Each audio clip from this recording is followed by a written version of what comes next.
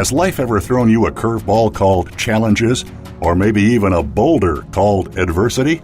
You are not alone. How to rise above life's challenges with grace, gratitude, love, and joy is about finding the gold in life's challenges. April J. Ford shares how tragedies from her past taught her the alchemy of adversity. Who we are inside and the way we handle the challenges we face is how we transition and transform into who we are truly meant to be. Pick up your copy today at www.feeljoyagain.com. I created a formula and 4 steps on how to create a blueprint to rise above life's challenges. These 4 steps are recognize, respond, reevaluate, and rebalance.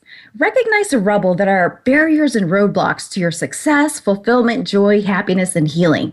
2, respond by creating a recovery plan, and this is going to be your blueprint and your roadmap to break through those barriers. I encourage you to take a small step. It's even better to take a small step in the wrong direction than nothing at all. At least you'll have a reference point on where you want to go and where you don't want to be. And the third is to reevaluate the plan as you rebuild. We all know that even the best plans have hiccups along the way. And the fourth is to rebalance the relationships that bring meaning and value to your life. And, you can have all the power, positions, and possessions, but in life, we all know at the end of the day, it comes down to the relationships. And ask yourself the same question: who do I bring meaning and value to? And to be able to answer this, you must have a mindset and thought process that is positive and progressive about yourself. I share my story and this show so that others can share their stories and have their glory, so that others don't have to experience the extremities of what I face, but would be able to take the fruit of my adversities and prosper with it. I give my permission to allow people to borrow my belief and faith. I give my love and light so that others can illuminate theirs. I share my joys and blessings so that others can share theirs, and to let others know you are not alone. Do you feel alone, even when you are surrounded by others? Do you feel that there is sometimes nowhere to turn and nobody really understands? Remember, you are not alone. Every week, host April J. Ford, who has faced adversity as a constant in her life, helps you rise above life's challenges with your own blueprint meant to help you find out who you are. April's challenges have included childhood sexual abuse, becoming a widow and single parent at 32, and plenty of other curveballs thrown at her by life. She'll help you every Wednesday at 11 a.m. Pacific, 2 p.m. Eastern on Voice America Empowerment. April's workshop really gave me the courage, because of the tools that she provided, gave me the courage to bravely take that next step. Whereas before I would have talked my way out of it or talked my way away from it. But the tools and the things that I remembered from her workshop helped me go on and take that next step. And the more I took that baby step, that next baby step, the more courage and more inspired I became, and and my life started to expand more and more, and doors started opening. More time, new job. That was the other thing, April. I got a new job. New opportunities, right.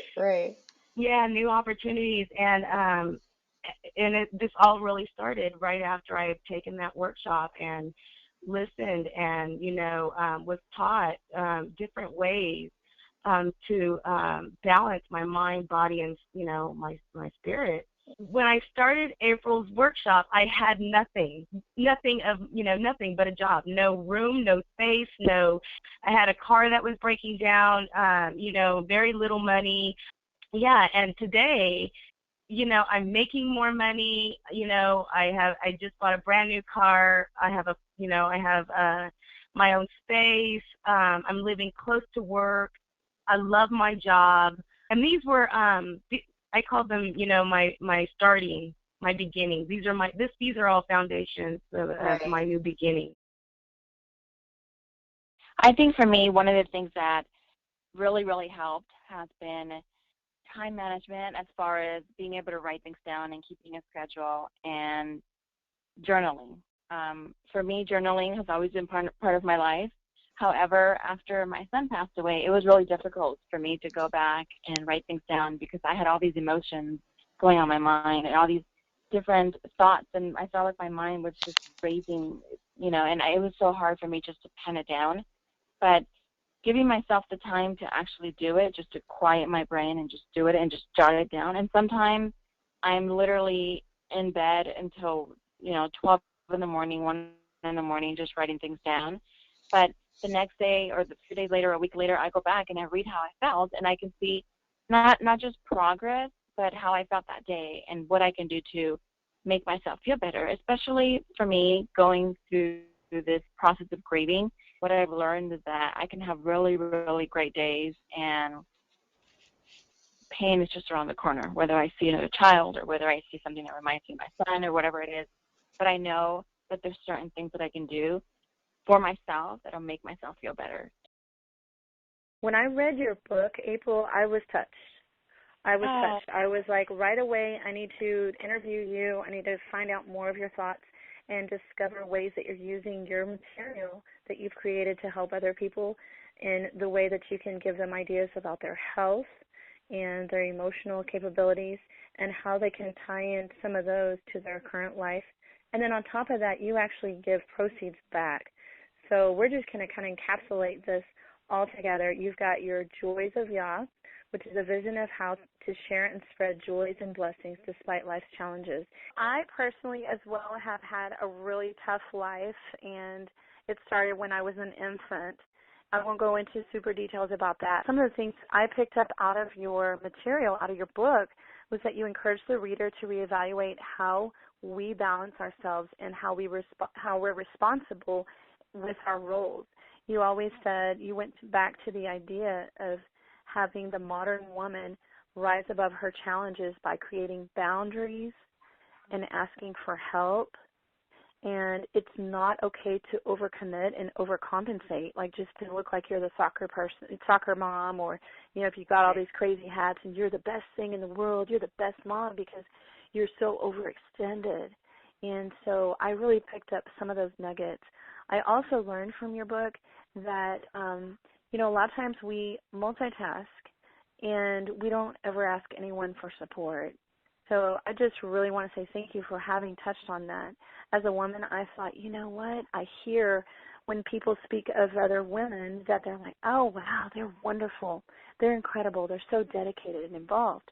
But rarely do we hear, April, someone talk about another woman and saying, wow, she really takes care of herself. She really pulls back and takes some me time for herself and then is able to plug back into her family. You mentioned in your book not to dilute or delete your own dreams. You should still have high hopes for yourself, personally, professionally, relationally, and that the only possible way to do that is to remind yourself that you have the capacity to be happy. It really resonates with me, and that term is the alchemy of adversity. Mm-hmm. And I had the adversity of smacking my back, and then I was paralyzed by fear. When they're in the moment of adversity, we tend to operate in the part of the brain that's called the reptilian part, and that's basically the survival mode of our brain. And when people become paralyzed with fear, I describe this as the quicksand of adversity, because if you picture yourself in a moment of adversity, your natural instinct is to, react frantically. You're moving your hands frantically, you're kicking your legs frantically as if you're trying to catch your breath and breathe because you can't breathe because you're so overwhelmed with the adversity that you're trying to deal with or the challenge that you're dealing with. And since you're in the quicksand, what you end up realizing is you freeze up until the point of you stay frozen, you end up doing nothing at all. And oftentimes too many people stay frozen in the quicksand of adversity because they're paralyzed by the fear of what to do next. What do you think that it is about fear that people become paralyzed by fear? Well, before I do that, I want to say that I'm a big fan of your work, and that any of your listeners that have been contemplating, they should just dive right in. April's very, very good. What I'll say to that, however, is this, is that you just have to relax. So many people, like yourself, that walk around with invisible tragedy, invisible adversity. And people would look at you, and beauty, people aspire a lot of things to beauty, so they might just look at you and think, wow, she's got it made, look how pretty she is and all that. But you have deep scars, not only that, but other ones in your life that you've lived through as well. Yeah, and I'm glad you brought that up because, like you said, for you, it's quite evident when people see you, with a physical disability. But the reason why we named the book, and I guess the book basically gave itself a title of "You're Not Alone: How to Rise Above Life's Challenges with Grace, Gratitude, Love, and Joy," is because oftentimes we go through a lot of adversity or challenges, and it doesn't have to be so extreme, in my situation, but everybody has curveballs and challenges. And oftentimes we as women, we tend to suffer in silence.